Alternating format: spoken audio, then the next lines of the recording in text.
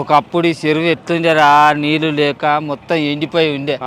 ఇక చూడు ఎంత మంచిగా కట్టించిండు. హైదరాబాద్ లో ఉన్నట్టు అనిపించలేదు, ఇది నాగర్ కర్నూలు లెక్క కానొస్తా.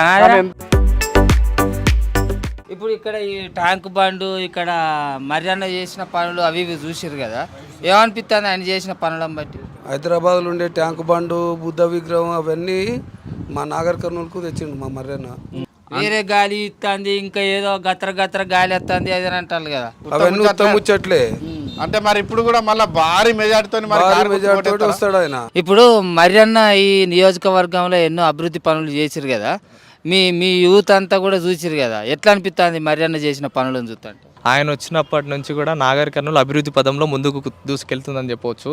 అంటే హైదరాబాద్ తర్వాత ఇంత గొప్పగా ట్యాంక్ బండ్ ఉన్నది ఇక్కడనే, ఇక నాగర్ కర్నూలు తప్ప ఇక మళ్ళీ ఎక్కడ లేదు. ఇప్పుడు ఈ ట్యాంక్ బండ్ మీద ఒక చిన్న రోడ్ ఉండే ఈ ట్యాంక్ బండ్ మీదకి 2 వాహనాలు పోవాలంటే కూడా ప్లేస్ లేకుండే, లైన్ గా వాహనాలు పోతుండే. అవతల యువతల ముళ్ళకంపల పొదలతో మొత్తం ఈ ట్యాంక్ బండ్ ఉండే అన్నమాట. ఆగముండే ఈ రాత్రిపూట ఈ ఎండవేట్ల గ్రామానికి కానీ, ఇక్కడ నుంచి పోవాలంటే ఆ ఇంద్రకల్ గ్రామానికి కానీ, ఇక్కడ నుంచి గ్రామాలకు వెళ్ళాలంటే రాత్రిపూట కూడా ఎవరన్నా ప్రజలు వెళ్ళాలంటే కూడా భయపడే వాళ్ళం. కానీ నాగర్ కర్నూలుకి మర్జనాథ రెడ్డి గారు ఎమ్మెల్యే అయిన తర్వాత మొట్టమొదటిగా ఈ ట్యాంక్ బండ్ని ఎంతో సుందరంగా తీర్చిదిద్దడం జరిగింది. అంటే ఒక తెలివైన నాయకుడు ఒక నియోజకవర్గానికి పెద్ద మనిషిగా ఉంటే, ఒక ఎమ్మెల్యేగా బాధ్యతలు తీసుకుంటే అభివృద్ధి ఎట్లుంటుంది అనేది మీ నాగర్ కర్నూలు చూస్తేనే అర్థమైపోతుంది. ఎవ్వలని మందలిచ్చినా మర్రన్న గాలే బాగున్నదే. నమస్కారం సార్. నమస్తే.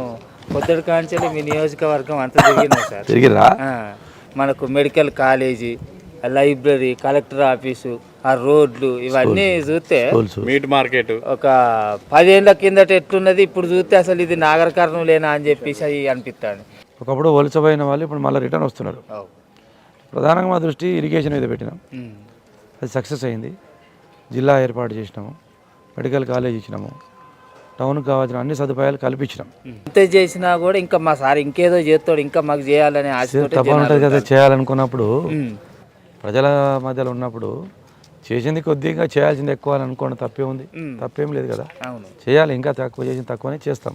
రాబోయే రోజుల్లో కొన్ని పనులు చేయాలనుకున్నాం. ఒక ఇంజనీరింగ్ కాలేజ్ కావచ్చు, అదేవిధంగా ఒక పాలిటెక్నిక్ కాలేజు, ఒక ఐటీ హబ్, ప్రధానంగా రైతులకు లాభసాటి జరిగే పరిశ్రమలకు పెట్టాలనుకున్నాం.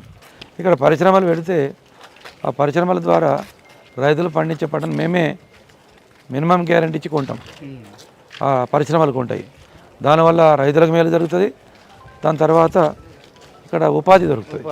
మీ మీదకి పోటీకి వచ్చే పార్టీలు కూడా మీకంటే మించి చేస్తాయని కూడా ఏం చెప్తలేవు. వాళ్ళు మమ్మల్ని గెలిపియండి అంటున్నారు, కానీ గెలిచిన తర్వాత ఏం చేస్తారో చెప్పాలి కదా. పెళ్ళిళ్ళు చేసేదాని ఒక కారణం ఉంటుంది, భోజనం పెట్టడానికి ఒక కారణం ఉంది, కానీ కొంతమంది తెలియదు అది.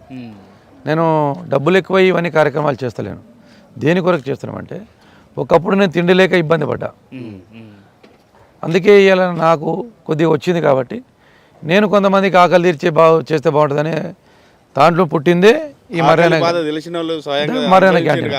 నేను నా పెళ్లి చేసుకోవడం, నా చెల్లెలు పెళ్లి చేసుకొని ఇబ్బంది పడ్డా.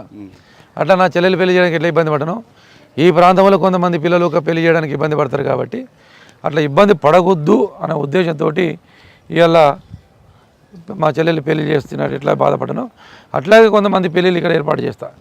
ఏదైతే నేను పొందలేకపోయినో ఇప్పుడు స్కూల్ కట్టిస్తున్నా, నేను చదువుకోవాలనుకుని చదువుకోలేకపోయినా, ఆ చదువుకోలేకపోయినా పిల్లలకి అందరికి చదువు కావాలని చెప్పి స్కూల్ కట్టిస్తున్నా. డబ్బులు ఎవరికి ఉట్టిగా రావు, డబ్బులు ఎవరు వదులుకోరు, కానీ డబ్బులు మంచి కార్యక్రమాన్ని వాడినం అనేది మన ఎమ్మడుతున్నటువంటి తృప్తిని కలిగిస్తుంది. పోయినసారి ఒక 50,000 మెజార్టీతో గెలిచింది కదా సార్, ఈసారి ఇంకా ఎంత మెజార్టీతో చూడండి. క్రికెట్ ప్లేయర్ ఎప్పుడే కానీ ఈసారి 50 కొట్టినా వచ్చేసారి సెంచరీ కొట్టాలని చూస్తాడు. ఈసారి 60-65 వేల మెజార్టీతో గెలవాలని ప్రయత్నం చేస్తున్నా. ప్రజలు ఆల్రెడీ తీర్పు రెడీగా ఉన్నారు, అన్ని అబ్జర్వేషన్ చేస్తున్నారు. ప్రజల తీర్పు ఇవ్వబోతున్నారు, 3వ తారీఖు నాడు తీర్పు ఇవ్వబోతున్నారు. టీవీ ద్వారా చెప్తున్నా, ఇంకా మంచి పనులు చేసి మళ్ళీ వచ్చే సంవత్సరం మళ్ళీ మీరు పిలుస్తారు. ఖచ్చితంగా.